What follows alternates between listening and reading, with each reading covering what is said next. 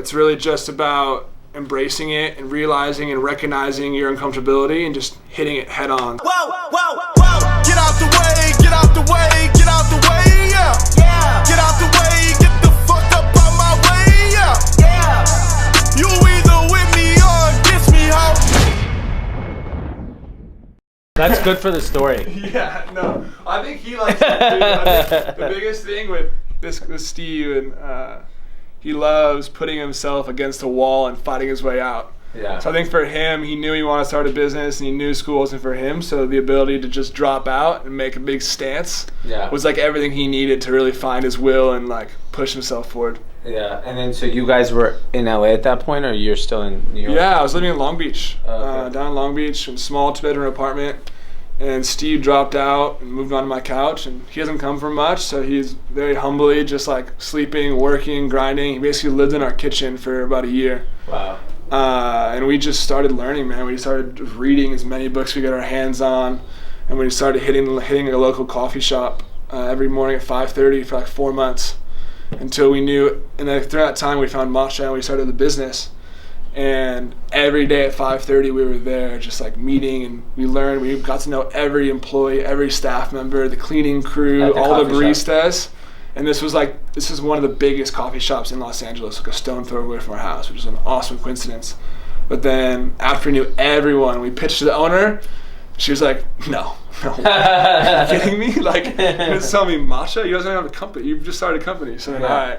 Like, shoot, all right. So we went and around and got closed like 5 other smaller locations in the area and went back and said, we can handle this. It's a real deal, you know? Yeah. And finally, like 8 months of being there every day, they let us in. About a year and 2 months ago, spring of 2017, we were visiting our current supplier at the time.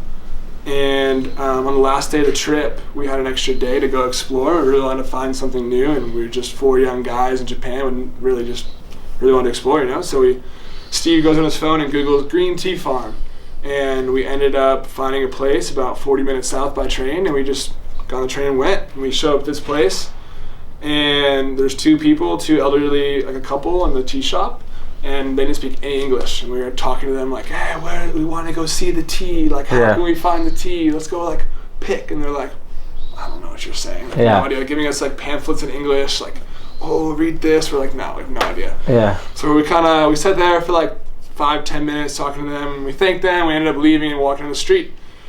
And then about 5 minutes into our walk, a black SUV pulls up, and it's this guy from the tea shop, this elderly man. And he goes like, let's go drive. And we're like, oh, no way. So me and 3 of my friends, so we're all part of the company at the time, we all hop in his car, an SUV, and we proceeded to just drive all over the hills of Uji for like the next 3 or 4 hours, visiting all these tea farms and seeing matcha being harvested and picked. And what is matcha in its raw form? Just green tea. And what is green tea in its... So all tea in the world is made from the same tea plant, the Camellia sinensis. Got it. And depending on how you process it after harvesting is how you make your different kinds of tea. So the darker it is, the more fermented it becomes. So like oolong is partially fermented, black tea is very much fermented. And where's green? Green tea is almost pure. It's like very, very not fermented. They do a quick steam and a dry to seal all the nutrients and keep it fresh. It's literally a tea leaf. Just tea leaf, yeah. And then... So they're picking the fresh baby green tea leaf from the top of the plant for like the best ceremonial matchas. And then it's just dried, steamed, and then stone ground into a powder. Dope. Yeah, so we were cruising, and with this guy we had just met, this elderly Japanese man, seeing all these tea farms, and he showed us an amazing time, and he ended up dropping us off and gave him our last business card. And we're on our way to Narita Airport and flying out of Tokyo.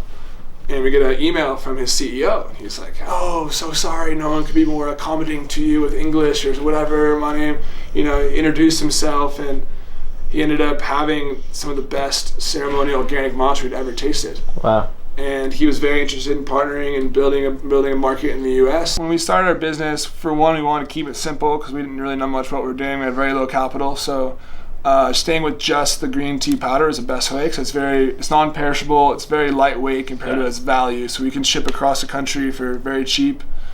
And basically from there, We are selling food service, so baristas and juice bars make it for their customers, and we sell online B2C, so subscription model. Got it. For monthly matcha boxes. And then what's your vision? And the vision is kind of expand it and really take over the green tea market in the U.S., really build out ready to drinks, potentially some matcha shots, that kind of direction. Got it. And kind of move more into the full retail.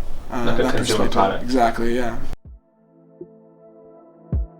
Yeah, so summer of 2016, I was playing professional volleyball at the time, and my best friend dropped out of school to move on to my couch. And we wanted to find something that really could improve the world and provide a ton of value to a lot of people.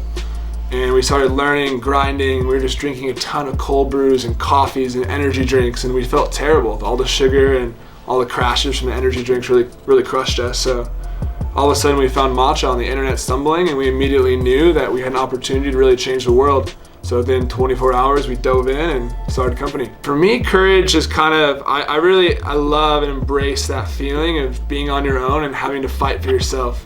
And I think it's really special, and it gives you a lot of just power when you take things on and do things for yourself, because then it's really all you, and it's you versus the world, and that's like my favorite place to be.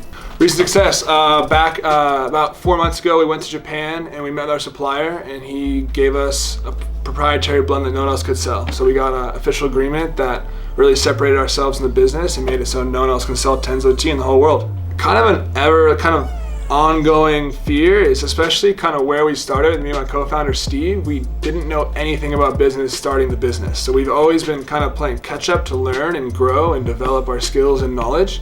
So I think my biggest fear is always not knowing enough and making a very poor decision. When you look back in retrospect, you'll say like, oh, I should have known this. But when you're growing and building and you're a young entrepreneur, you just don't know enough. So I think in that sense, we're always very hungry for knowledge and really reaching out to meet really successful, great people who've been and done it before to try and teach us and learn how to do it and not mess up. Every morning I wake up and I know there's a massive problem that needs to be solved, and I don't know how to solve it yet.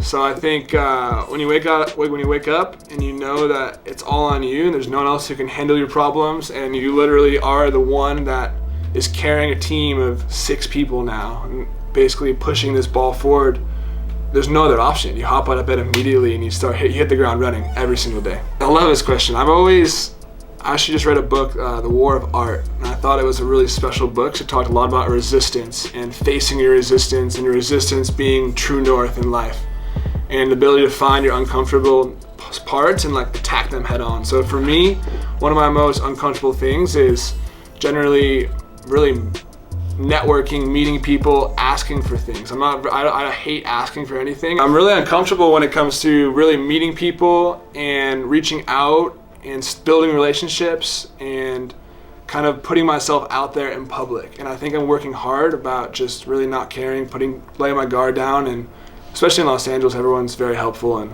amazing. It's really just about embracing it and realizing and recognizing your uncomfortability and just hitting it head on. So whenever you kind of feel that like, oh, I shouldn't write this email, I shouldn't reach out, I shouldn't see if this guy can help or if he has any insight, you just do it. And the more you do it again and again and again, and you just build a lot of momentum and confidence in your action.